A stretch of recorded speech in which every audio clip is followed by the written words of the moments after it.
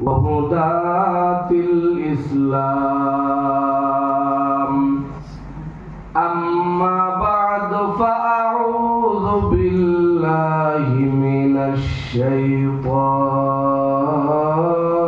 الرجيم. بسم الله الرحمن الرحيم.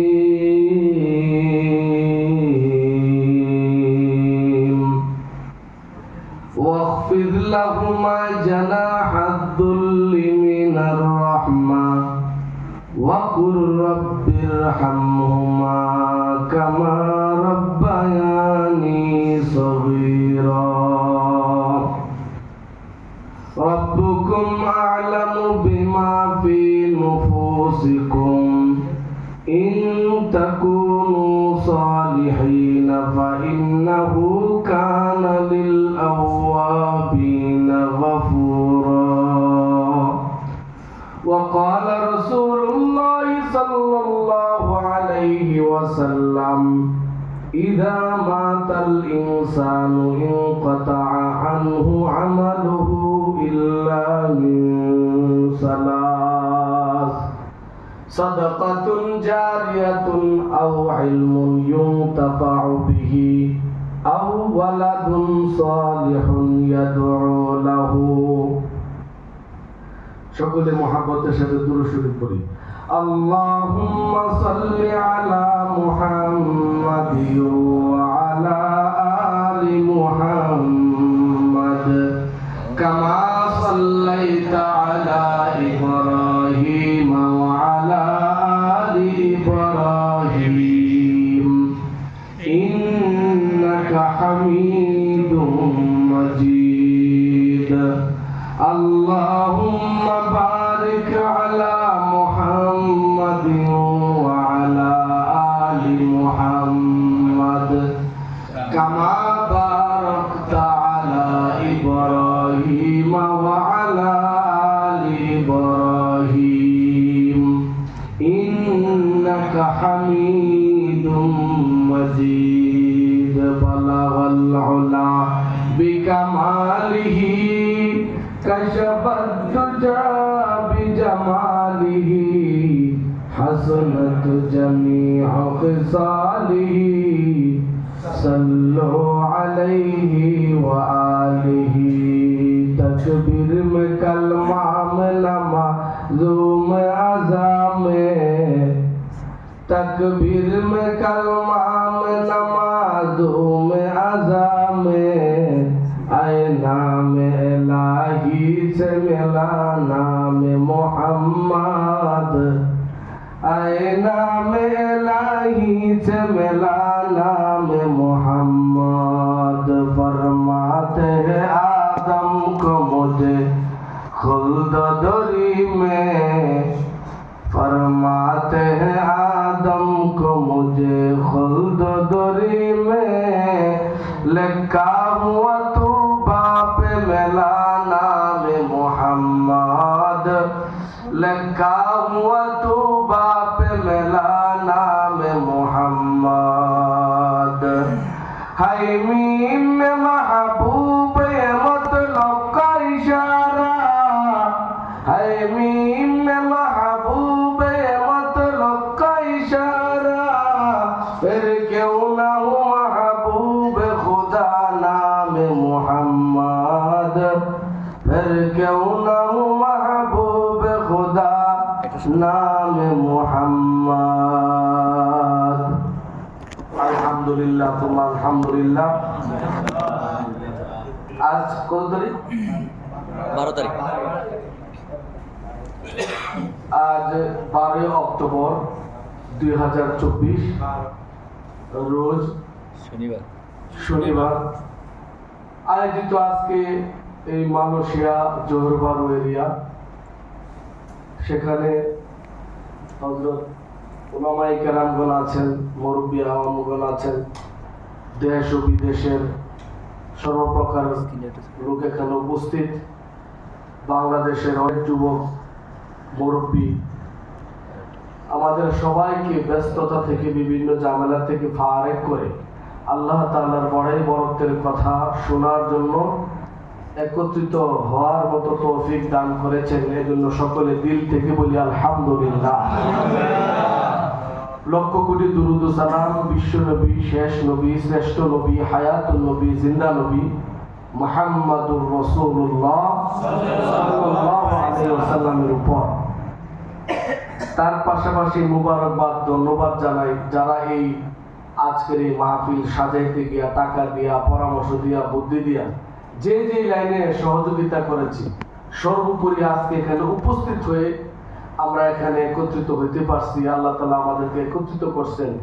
আমাদের আজকের এই আশা বসাকে কবুল করে আমাদের জন্য কিয়ামতের দিন, মুসিবতের দিন যেন আজকের বসাটাকে উসিলা করে আমাদের জন্য মুক্তির ব্যবস্থা হয়। সকলে বলে আমিন। আল্লাহ তাআলা উসিলা তালাশ করবে কিয়ামতের দিন। তো আজকের এই আয়োজনটা আমি মনে করি মানুষ এই মালয়েশিয়াতে এত একটা ব্যস্ততা, সারা সপ্তাহ কাজ করার পরে একটু অবসর মনে করে ঘোরাফেরা করবে, এদিক ওদিক যাবে, ওইগুলি বাদ দিয়া আপনারা এখানে একত্রিত হয়েছেন আল্লাহ এবং আল্লাহ রসুলের কথা শোনার জন্য। নিশ্চয়ই অতীব উত্তম একটা ভালো কাজ। আল্লাহ তাআলা আমাদের এই আশা বসাকে কবুল করুক। সকলে বলি আমিন। ইমানের আওয়াজে দিল থেকে মহাব্বতের সাথে বলেন আলহামদুলিল্লাহ। জীবনে কত সময় কথাবার্তা বলতে গিয়া মিছিলে গিয়া গলা ভাঙি, ইমুক ভাই তিমুক ভাই আছে না, কইয়া গলা ভাঙিয়া পরের দিন আর তার গলা নাই। ইমুক ভাই তুমুক ভাই, পরের সকাল বেলা তার গলা নাই। সেও সেও করে কথা কি হয়েছে, ভাইটা বেশি গলা। শেষ পর্যন্ত খাওয়াইছে কি, এক কাপ চা আর এক মুঠ মুড়ি। ঠিক না ঠিক? কিন্তু এই যে গলা ভাঙছেন, কিয়ামতের দিন কর কিছু নাই। কিন্তু আল্লাহর বরত্বের কথা বলতে গিয়া মসজিদে, মাহফিলে, ওয়াজে, নসিহতে যদি বড় বড় জোরে কথা কই, গলা ভাঙে হাসরের দিন কইতে পারবেন যে আল্লাহ তোমার ডাইকা, তোমার কথা কইতাম গিয়া গলা ভাঙছিলাম, দেহ তোমার পছন্দ হলে ইচ্ছা করলে মাফ করতে পারো, নাহলে আর আমন্ত্র নাই, ওই থাকছে আমার মালয়েশিয়া কইতে থাকতো আমল আপেল বিন্দা করে কত মানুষ দেখি। তো এগুলি অবস্থার ভিত্তিতে যদি আমরা একটু উসিলা আল্লাহকে হাসেন মাফ করুন জানি। ওই যে একদিন মসজিদে বসলাম, বাংলাদেশ থেকে আব্দুল গফফার মোহাম্মদ হিসেবে আইছিল।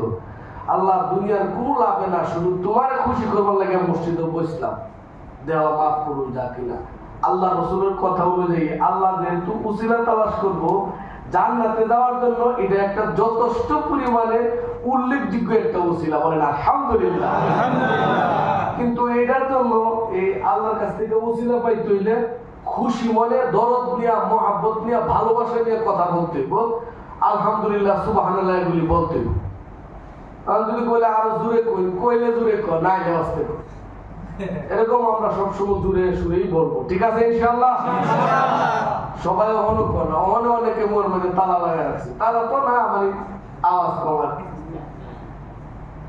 এখন আমরা হাদিসের মধ্যে আসছে, যখন কোনো মানুষ মসজিদে ঢুকার পরে আল্লাহর জন্য জিকির করে, আল্লাহরে ভয় পায়, হাসরের দিন আরশের নিচে তাকে ছায়া দান করবে। আলহামদুলিল্লাহ।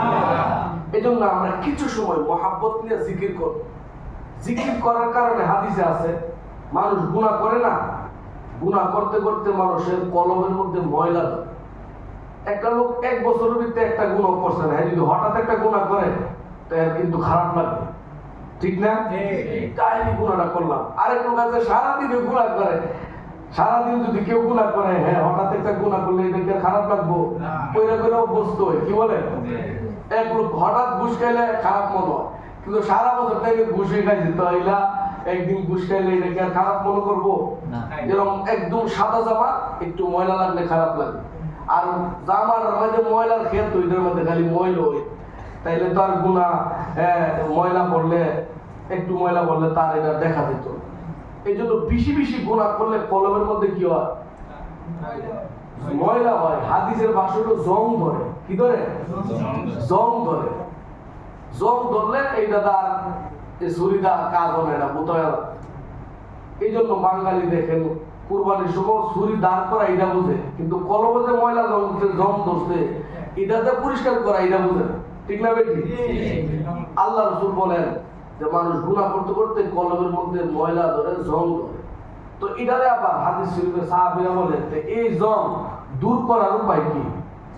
আল্লাহ রাসূল বলেন এই জং দূর করার উপায় হলো তোমরা জিকির করবা লা ইলাহা ইল্লাল্লাহ লা ইলাহা ইল্লাল্লাহ জুড়ে মহব্বত লা ইলাহা ইল্লাল্লাহ লা ইলাহা ইল্লাল্লাহ লা ইলাহা ইল্লাল্লাহ লা ইলাহা ইল্লাল্লাহ লা ইলাহা ইল্লাল্লাহ লা ইলাহা ইল্লাল্লাহ লা ইলাহা ইল্লাল্লাহ লা ইলাহা ইল্লাল্লাহ লা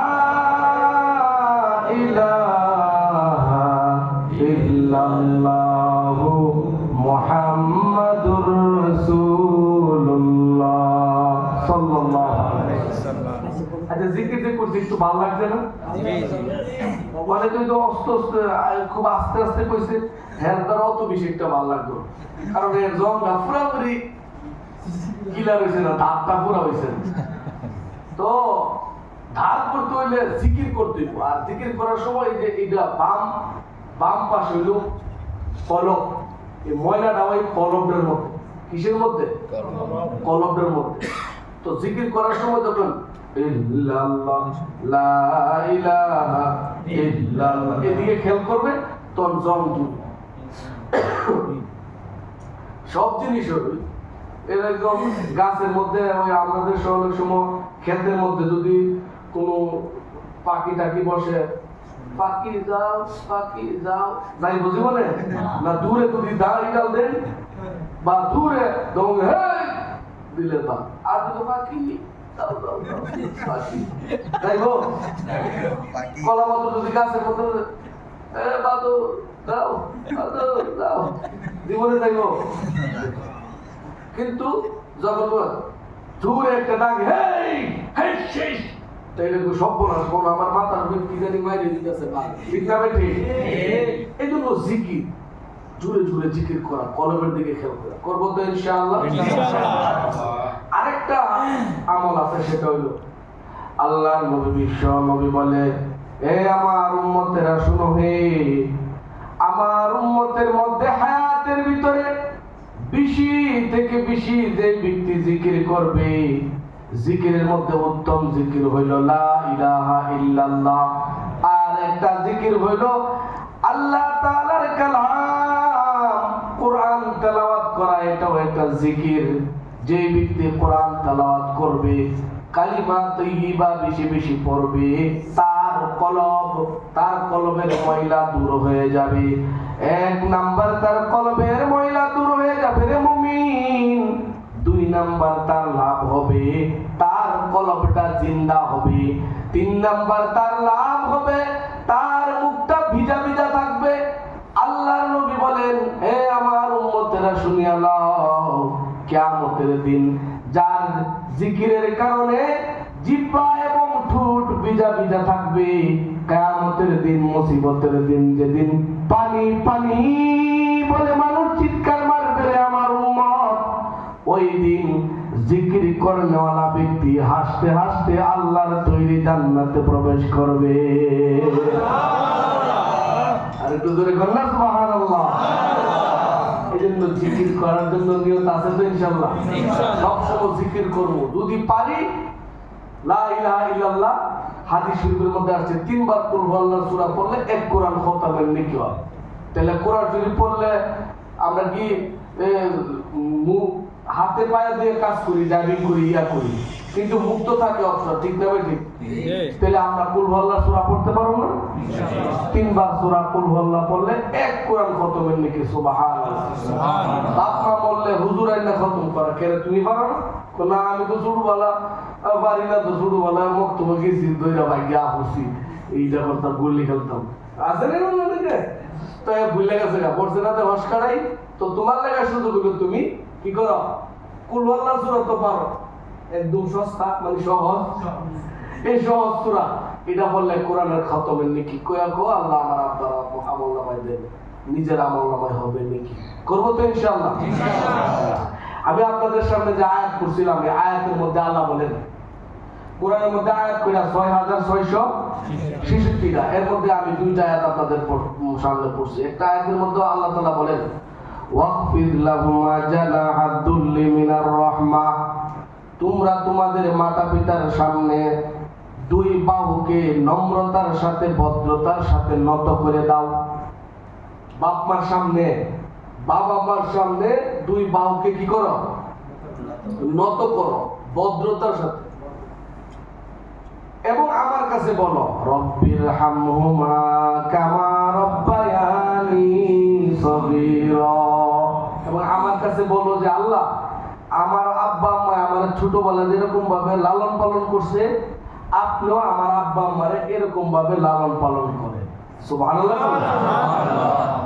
এটা শিক্ষা দিছে কে? আল্লাহ। এরপরে রব্বুকুম আ'লামু বিমা ফি নুফুসিকুম, তোমাদের রব জানে তোমাদের কলবের মধ্যে কি আছে। অনেক সময় আছে বাপ মারে মাইন্ডে দেখা কিছু কাজ করে, কিছু লোক আছে না। আমি শুধু অর্থগুলি করতেছি, আজকে তো সময় কম, তাফসীর করার সময় নেই। তাফসীর করলে প্রথম আয়াতের তাফসীর করতে হবে 7 দিন, দ্বিতীয় আয়াতের তাফসীর করতে হবে 7 দিন, লাগবে কয় দিন? 14 দিন। 20 তারিখে আমার ফ্লাইট বাংলাদেশে, সময় নেই, আপনাদেরও সময় নেই কাজ করে। আল্লাহ বলেন আমি তোমাদের ভিতরে কি আছে এটা আমি জানি, আর আমি আল্লাহ হলো সবচেয়ে বড় ক্ষমতাবান এবং জ্ঞানী, তোমাদের সব বিষয়ে জানি এবং ক্ষমা করে নেওয়ালা। কে? আল্লাহ। হাদিস শরীফের মধ্যে আল্লাহ রাসূল বলেন ইদা মাতাল ইনসানু ইনকাতা আনহু আমালুহু, মানুষ যখন মারা যায়, মানুষ যখন মারা যায় ইনকাতা আনহু আমালুহু, তার আমলরে কাইটা দেওয়া, মানে মারা গেছে এখন আর তার আমল করার সুযোগ নাই। ধরেন আমি মরে গেছি, আর নামাজ পড়তে পারবো? আমার দাদাই মারা গেছে, আমার দাদার নাম হলো হাজী আলাউদ্দিন সরদার, ইলা মারা গেছে, আর আমল করতে পারে? তার বাবার নাম হলো আব্দুল সুবান, সে মারা গেছে, আর আমল করতে পারে? তার বাবার নাম হলো ফজর আলী মুন্সি, মারা গেছে, আর আমল করতে পারে? তার বাবার নাম হলো আসিম মাহমুদ উজি, সে মারা গেছে, আর আমল করতে পারে? এমনি করে যত দিকে যে আদম নবী পর্যন্ত আর আমল করার সুযোগ আছে? রোজা রাখার সুযোগ আছে? কুরআন তেলাওয়াত করার সুযোগ আছে? করলেও কোনো লাভ নাই, করার কোনো সুযোগ নেই, মারা গেছে, ইবাদত করো। আল্লাহ রাসূল বলেন ইদা মাতাল ইনসানু ইনকাতা আনহু আমালুহু ইল্লা মিন সালাস, মানুষ যখন মারা যাবে তার আমল করার আর কোনো কি নাই, সুযোগ নাই, কেটে দেওয়া হবে।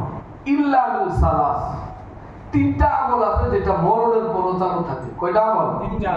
3টা। এর মধ্যে একটা হলো সাদাকাতুন জারিয়াতুন, সদকায়ে জারিয়ামূলক কাজ। 2 নাম্বার হলো আও ইলমুন ইউনতাফাউ বিহি, ইলম শিক্ষা দেওয়ার ব্যবস্থা করা, নিজে শিক্ষা করা অথবা কাউকে শিখানোর ব্যবস্থা করা। 3 নাম্বার হলো আও ওয়ালাদুন সালিহুন ইয়াদউ লাহু, নেককার ছেলে সন্তান রাইখা যাওয়া যে তার জন্য দোয়া করবে। আলোচনাটা বুঝতেছেন? এটা হলো হাদিসের অংশ। আপনারা ব্যস্ত মানুষ, হয়তো খারাপ লাগতে পারে, আমি অল্প সময়ের ভিতরে আলোচনা শেষ করব। আয়াতের মধ্যে আল্লাহ বলেন তোমরা তোমাদের 2 বাহুকে নত করে দাও তোমাদের বাপ মার সামনে ভদ্রতার সাথে, এবং তোমরা তোমাদের বাপ মার সামনে ভদ্রতার সাথে 2 বাহুকে নত করবা, গরমের সাথে না। শরীরে যে শক্তি আছে, জোয়ানি আছে, এটা তাদের সামনে দেখানোর সুযোগ তোমার নাই, তুমি নত করে দিবা। এখানে বাহুর কথা উল্লেখ করছেন কেন? মানুষের শরীর কি খালি গর্দানের শক্তি, হাতে শক্তি?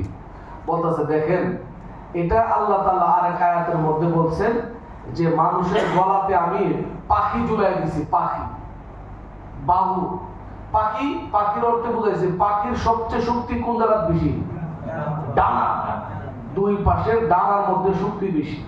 তো ডানা যদি নত করে পাখি দুর্বল, তো মানুষের এই ডানা দুই বাহুকে বাপ মার সামনে কি করে দিবে? নত করে দিবে। যদি এখানে জোয়ানির কোনো বুকামি করে তাইলে সে পস্তাবে, সারা জীবন এটা পূরণ করতে পারবে। এই আয়াতের ব্যাখ্যা বিশ্লেষণে যদি আমি যাই, সময় সংক্ষেপ করতে পারবো না, তবু আপনাদেরকে আমি বোঝাই। জোয়ান কালের অনেক সময় মানুষের বোকামি হয়। এক ব্যক্তি মসজিদে নববীর উনি হেরাম শরীফের মধ্যে তোয়াফ করে আর কান্নাকাটি করে, এক পা কাটা। প্রায় সময় উনি কান্দে আর কয়, আল্লাহ তুমি আমারে মাফ করতা না গো, তুমি আমারে মাফ করতা না, জানি তুমি আমারে মাফ করতা না। তো আল্লাহরে কুলি উনি প্রতি বছর হজে গেলে গিয়া দেয়, এই লোকটা কান্দে। ওই আল্লাহর ওলি ডাক দিয়া বলে, বাবা রে, আমি প্রতি বছর হজে আসি, আমি দেখি তুমি আল্লাহর ঘরের পাশে তুমি তওয়াফ কইরা কান্নাকাটি করো। আমি তো জানি আল্লাহর বাইতুল্লাহ, আল্লাহর কাবা ঘরের পাশে যদি কোনো মানুষ যদি দোয়া কান্নাকাটি করে আল্লাহ তাআলা কবুল করে। তুমি কি অপরাধ করেছো আমার কাছে বলো, আমি শুনি তোমার কি অপরাধ হয়েছে, তোমার অপরাধ ক্ষমার যোগ্য কিনা। ওই লোকে বলে, আমি কত মানুষের কাছে বলেছি, শত শত মানুষের কাছে বলেছি, তারা বলে আমার কোনো ফায়দা হবে না, আমার জন্য নাকি ক্ষমা নাই। আমি এই বাইতুল্লাহ গিলাফ ধরে কেঁদেছি, আমার কোনো ক্ষমার ঘোষণা নাই। আমি বড় অন্যায় করেছি, আমি বড় অপরাধ করেছি আমার জোয়ানের ভিতরে।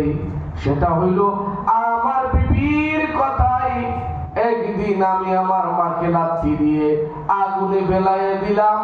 আগুনে ফেলানোর পরে আমার মা ইন্তেকাল করেছে। আমার মা আমাকে যে বদদোয়া দিয়েছে, আমি সাথে সাথে চিন্তা করলাম বিবির কথাই মাকে কষ্ট দিয়েছি, হাই রে আমার জীবন ধ্বংস করে ফেলেছি। সাথে সাথে আমার বিবিকে আমি তালাক দিলাম। তালাক দেওয়ার পরে আমার অনুশোচনা আসলো, আমার অপরাধ তো ক্ষমা হবে না, বিবিকে শুধু তালাক দিলে চলবে না। আমি আমার যে পা দিয়ে আমার শরীরে লাথি দিয়েছি তো আল্লাহর ওলি, আমি আমার পাটাকে কেটে দিলাম। পা কাটার পরে আমার ভয় আসতেছে, এখনো মনে আমার আল্লাহ আমাকে ক্ষমা করবে না। এই মতো অবস্থায় আল্লাহর ওলি বলে, তুমি তো আল্লাহর কাছে ক্ষমা চাইছো, বাইতুল্লাহর গিলাফ ধইরা কেঁদেছো, মাকামে ইব্রাহিমের মধ্যে নামাজ পড়া পড়া তুমি কান্নাকাটি করো। আমি দেখি মুরাকাবার মধ্যে বসে আল্লাহ তাআলা তোমার জন্য কি অবস্থা রেখেছে। আল্লাহর ওলি ওই সময় মুরাকাবা করে দেখে এখনো আল্লাহ তাআলা তাকে ক্ষমা করতেছে না। আল্লাহ তাআলা ওই আল্লাহর ওলিকে ডাক দিয়া বলে, এই বান্দা, তুমি যে মুরাকাবায় তার জন্য দেখতেছো, তার জন্য আমি আল্লাহ একবার কেন দুইবার কেন জিন্দেগি ভর যদি তাকে হায়াত যদি কিয়ামত পর্যন্ত হায়াত দেই, কিয়ামত পর্যন্ত যদি মাকামে মাহমুদের মধ্যে বসে বসে আমার কাছে কান্নাকাটি করে, আমি ক্ষমা করব না। কারণ হইল যে মা 10 মাস 10 দিন তাকে গর্ভে ধারণ করেছে আল্লাহর ওলি, 10 মাস 10 দিন যে মা গর্ভে ধারণ করেছে, এই মাকে সে লাথি দিয়ে আগুনে ফেলাইয়া দেওয়ার কারণে আমি আল্লাহ তাআলা তার প্রতি নারাজ। আমি আল্লাহ তাআলা তার প্রতি নারাজ। কিয়ামত পর্যন্ত যদি তাকে হায়াত দেওয়া হয় আর সে কান্নাকাটি করে, আমি আল্লাহ তারে ক্ষমা করব না রে। এমত অবস্থায় আল্লাহর ওলি হয়তো তাকে ডাক দিয়া বলে, তোমাকে আল্লাহ তাআলা এখানে কান্না করলো, লাভ হবে না, ক্ষমা করবে না, চলো যাই তোমার মার কবরের পাশে যাই। ওই মার কবরের পাশে যায় আল্লাহর ওলি কান্নাকাটি কইরা বলে, মাগো, তোমার সন্তান তোমার সাথে যে বেয়াদবি করেছে আল্লাহ তাআলা তাকে মাফ করবে না। কারণ বিশ্বনবী বলেছে, রিদার রাব্বি ফি রিদাল ওয়ালিদাইন ওয়া সাখাতুর রাব্বি ফি সাখাতিল ওয়ালিদাইন, যে আল্লাহ তাআলা বান্দার প্রতি রাজি হবে যদি বাপ মা রাজি থাকে, আর যদি বাপ মা নারাজ থাকে তাহলে আল্লাহ নারাজ হয়ে যাবে। সুতরাং মাগো তুমি নারাজ, এজন্য আল্লাহ তাআলাও তার জন্য নারাজ, তার জন্য ক্ষমা করবে না। এইভাবে আল্লাহর ওলিও ওই বৃদ্ধা মার কবরের পাশে কান্নাকাটি করতেছিল আর বলতেছে, মাগো তোমার সন্তানকে যদি তুমি ক্ষমা না করো, জাহান্নামের আগুন ছাড়া তার কোনো জায়গা নাই। ওই আল্লাহর ওলি চোখের পানি সারিয়া কান্না করে, মা গো তুমি যদি ক্ষমা না করো তার উপায় থাকবে না, এখনো সুযোগ আছে গো মা, তুমি যদি ক্ষমা করো তাইলে আল্লাহ তাআলাও তোমার সন্তানকে ক্ষমা করবে। আল্লাহর ওলি এভাবে বলার কারণে ওই সন্তানও মার কবরের পাশে দাঁড়ায় কান্না করার কারণে, নেক আমল করার কারণে আল্লাহ তাআলা তাকে ক্ষমা করে দিয়েছি। জীবদ্দশায় যদি কেউ এই ভুল করে ফেলে তো মৃত্যুর আগে ক্ষমা চাইতে হবে। এক আল্লাহর নবীর কাছে এক লোক আইসা খুব কান্নাকাটি করতেছে। আল্লাহর নবী বলে, এই সাহাবী তুমি কেন কান্দো? তোমার কান্নার কারণ আমার কাছে বলো। ওই সাহাবী কেঁদে কেঁদে বলে, নবী গো, আমি আমার মা বাবা জীবন্ত যখন ছিল আমি কামাই করতে পারি নাই, আমার মা বাবাকে ভালো করে খানা খাওয়াইতে পারি নাই, চিকিৎসার অভাবে আমার মা বাবা ইন্তেকাল করেছে। এ নবী, আজকে আমি কয়েক রকমের খাবার নিয়ে বসি, খাবারগুলি দেখি আর চোখ দিয়া আমার ঝর্ণার মতো পানি পড়ে।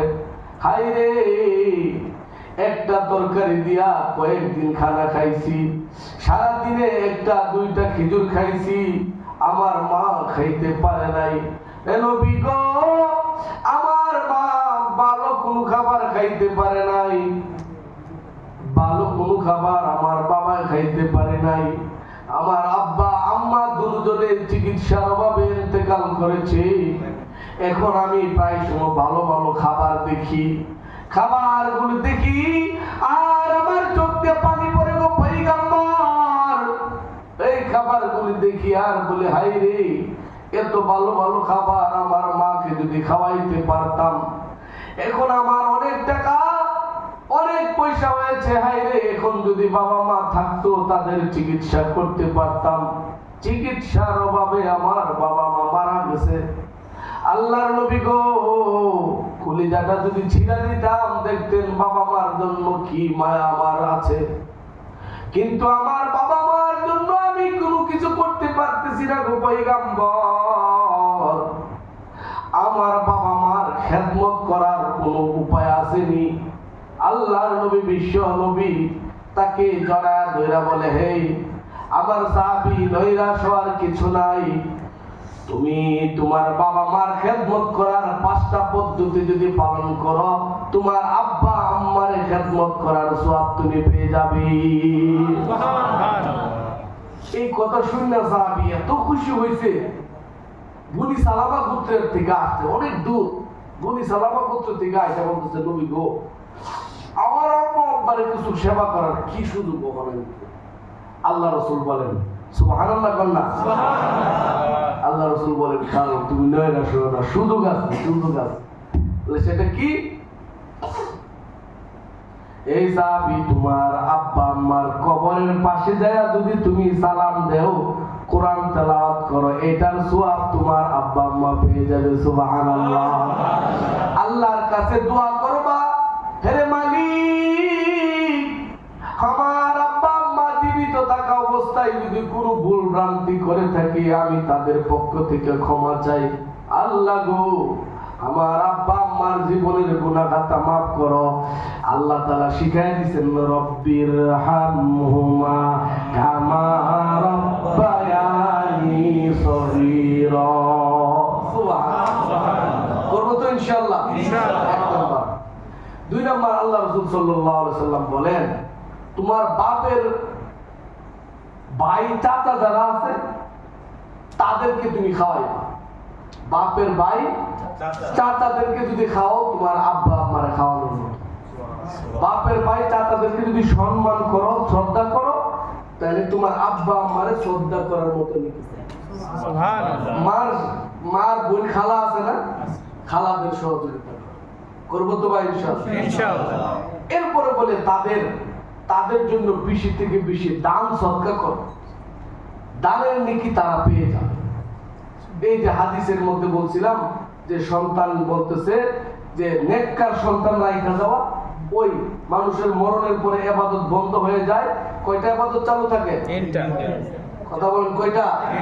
তিনটা। এর মধ্যে একটা হলো সাদকাতুন জারিয়াতুন, মানে সদকা জারিয়ামূলক কাজ। 2 নম্বর হলো ইলম শিখার রাস্তা ব্যবস্থা করে দেওয়া। 3 নম্বর হলো নেককার সন্তান রাইখা দেওয়া, যেই সন্তানের ওই দান সদকা করবে, কোরআন তেলাওয়াত করবে, কবরের পাশে গিয়ে কি করবে? সালাম দিবে, কবর জিয়ারত করবে। এখন আল্লাহ মাফ করুক, অনেক সন্তান আছে বাপ মার কবরের পাশ দিয়া হাইটা হাইটা যা গান বাজায় করে। ওরা আছে না নাই? কানের ভিতরে দুইটা এই মুতা লাগাইছে, এই দুইটা এই গানে গানে তালে তালে থাকে। তাফসীরের কিতাবের মধ্যে লিখেছে, কত মানুষ যখন কবরের পাশ দিয়া হেঁটে যায় রে মুমিন, কবরের পাশ দিয়া কোন সন্তানাদিরা যখন হেঁটে যায়, ওই কবরের পাশ থেকে, কবর থেকে তার বাবা মা যদি কবরে থাকে তখন তারা আফসোস করতে থাকে। কেমন যেন ডেকে বলে, সন্তান আমি কবরে আসার পরে জানলাম রে, রে সন্তান রে, আমি কবরে আসার পরে জানতে পারলাম তুই যদি কোরআন তেলাওয়াত করস, তুই যদি কোরআন তেলাওয়াত কইরা আমার জন্য কবরে পাঠাস, তাইলে আমার কবরে শান্তির ব্যবস্থা হবে। তুই যদি কোরআন তেলাওয়াত করস, দান সদকা করস, এটার সওয়াব আমার কবরের মধ্যে আসবে। আফসোসের বিষয় সন্তান, আমি মরার আগে আগে তোরে এই কথাটা বেশি একটা বোঝায়া যাইতে পারি নাই।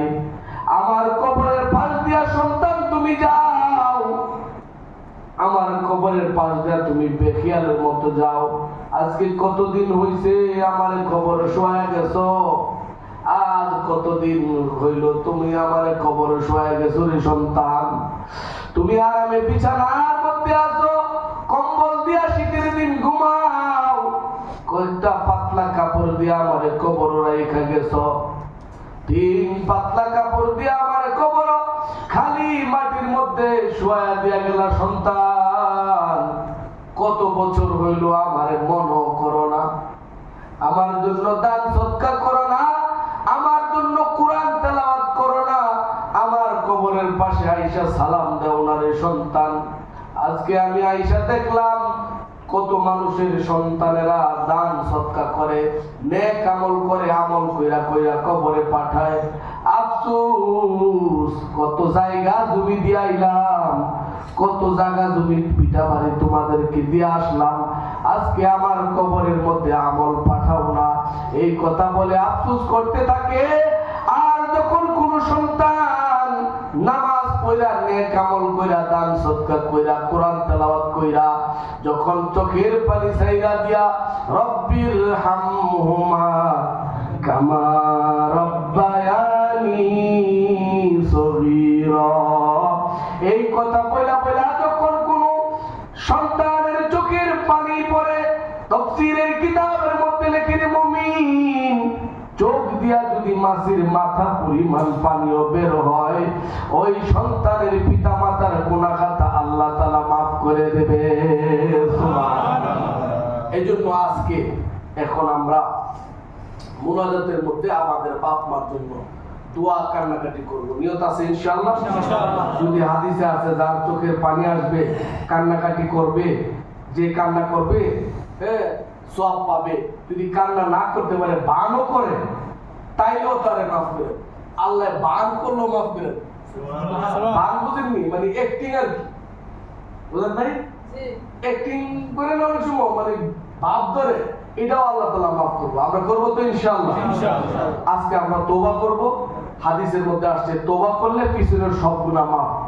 আপনাদের দেখেন হাদিস অনুযায়ী আল্লাহ নবীর কথাগুলো মিথ্যা না সত্য? সত্য। কাফের বিদিনরাও সত্য। তাহলে আমরা তো নিশ্চিত আল্লাহ রাসূল বলেন আমার সাথে আপনারা পড়বেন।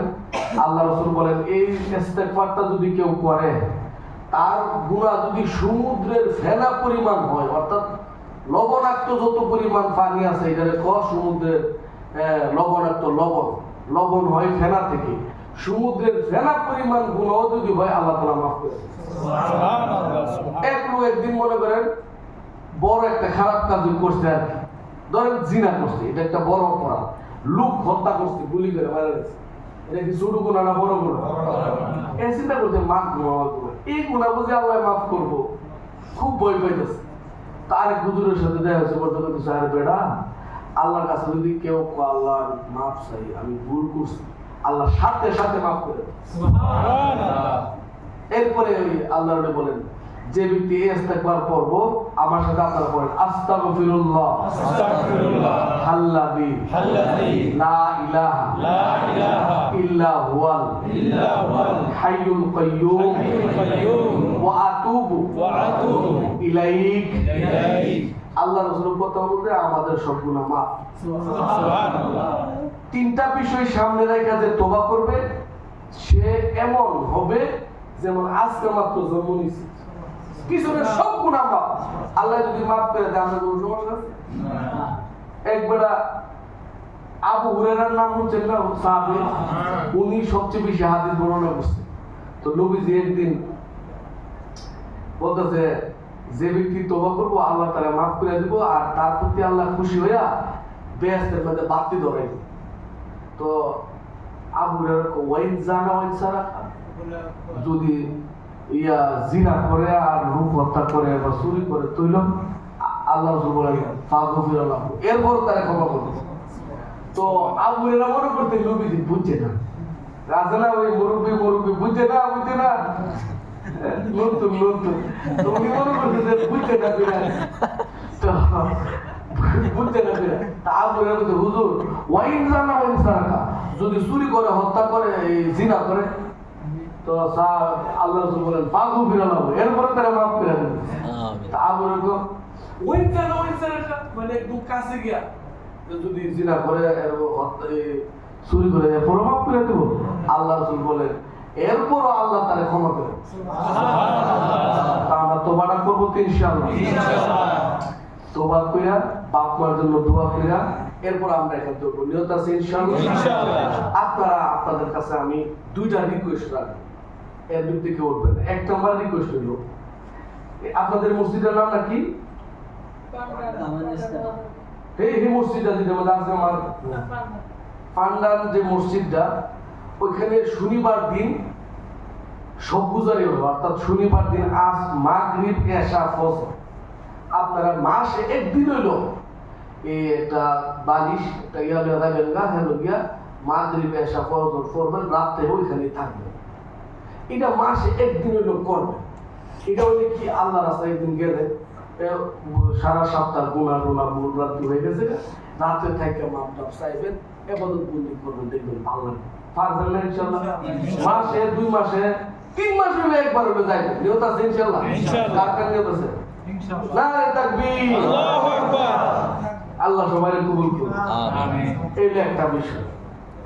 আরেকটা বিষয় হলো আমি যে হাদিসটা আপনাদের সামনে বলছিলাম, হাদিসের মধ্যে আল্লাহ রাসূল বলেন মানুষ যখন ইন্তেকাল করে তখন তার ইবাদত কি হয়ে যায়? বন্ধ হয়ে যায়। কিন্তু সদকায়ে জারিয়ামূলক কাজ, যেমন রাস্তা বানাই দিয়েছেন এটার সওয়াব চলতে থাকবে, হ্যাঁ মসজিদ বানাই দিয়েছেন এটার সওয়াব চলতে থাকবে। 2 নাম্বার হলো আও ইলমুন ইউনতাফাউ বিহি, একটা লোকের আলহামদুলিল্লাহ সূরাটা শিখাই দিয়েছে, অথবা ছোট ছোট বাদ দিলে উযু ভাঙে নাকি বড় বড় বাদ দিলে উযু ভাঙে। একজন আমার দিকে গেছে বাতাস বার হইছে কিন্তু আওয়াজ হইছে না, উযু ভাঙবো। আমার মুরব্বি দিকে গেছে ও বাতাসটা বার হইছে কিন্তু কোনো আওয়াজ হইছে না, তাহলে কি উযু ভাঙবো? জিগাইতেছে আচ্ছা কোন তো দিন তো জানে না।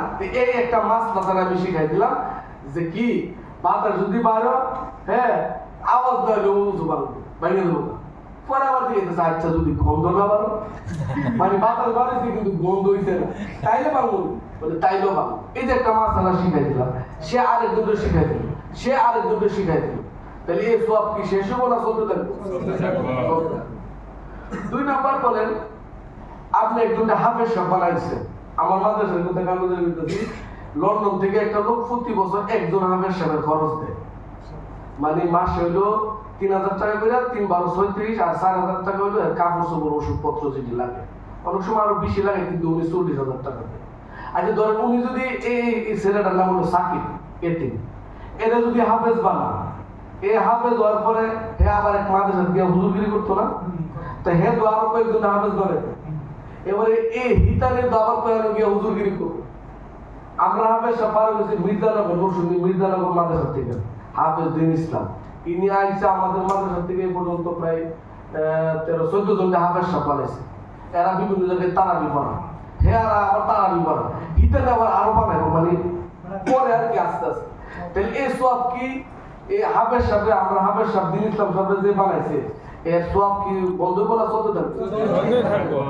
এরপরে আমাদের এখানে যারা চলতেছে এরা আবার এমন করে, আপনাদের এলাকা তো সব জায়গা তো এরকম।